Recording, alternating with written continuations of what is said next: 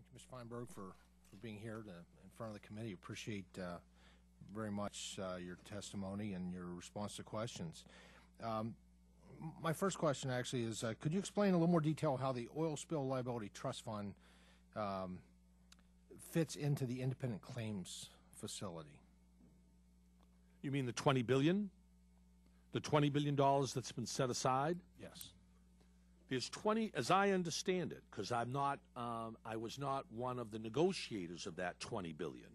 But my understanding is that $20 billion has been agreed upon between the administration and BP. That BP will put into an escrow account requiring signatures from both BP and the administration, $20 billion. That $20 billion will encompass any and all claims arising out of the spill. Not just my claims, not just my claims. Government claims, state claims, claims that are not part of my facility jurisdiction.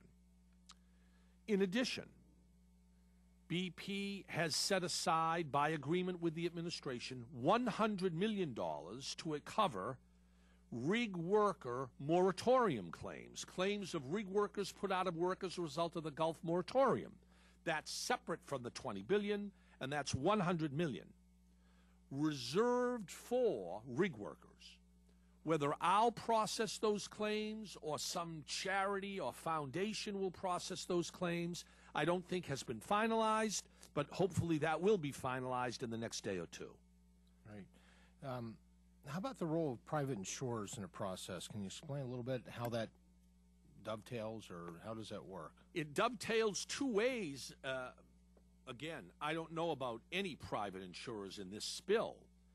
My understanding is BP is self-insured. My understanding is there may be, of course, insurance among some of the claimants. Right. Small businesses have insurance. The way that insurance will most likely dovetail is that if a claimant files a claim with me for business interruption, lost profits, physical damage, and that claimant has some insurance, that insurance will be offset against any award that I would issue. Now, we haven't finalized this. That was the 9/11 fund, of course. All 9/11 claims were paid, but we deducted before making those claims other sources of collateral sources of income. We would likely do that here as well. Right. How many folks do you have working with you to process all of these massive amount of claims? Right now, as we get ready to transition from what BP is doing to this Gulf Coast claims facility, there are about 1,000 people, roughly 1,000 people already in the Gulf at roughly 35 different claims offices working to process claims. We will undoubtedly increase that number. We will streamline the process. We will go online and allow electronic processing of claims. We'll increase our capacity with the 1-800 number. We will make sure that we have enough people to make sure that nobody is disadvantaged by delay or inefficiency. Of the workforce, obviously, part of that are the judges in terms of appeal. Is there a specific set of qualifications that have been set for the individuals who have been designated to hear those appeals, those judges? No judges have yet been designated by me. I have authority to designate those judges.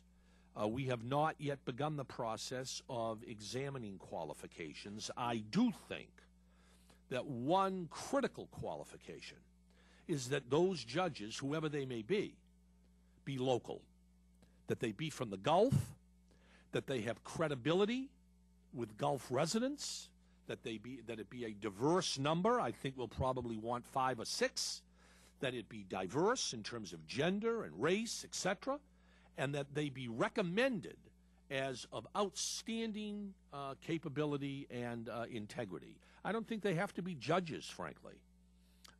Ex-judges are welcome, but there may be some very wise people living in the Gulf who everybody would agree that person should be one of those appellate judges. Okay, thank you. Thank you, Madam Chairwoman.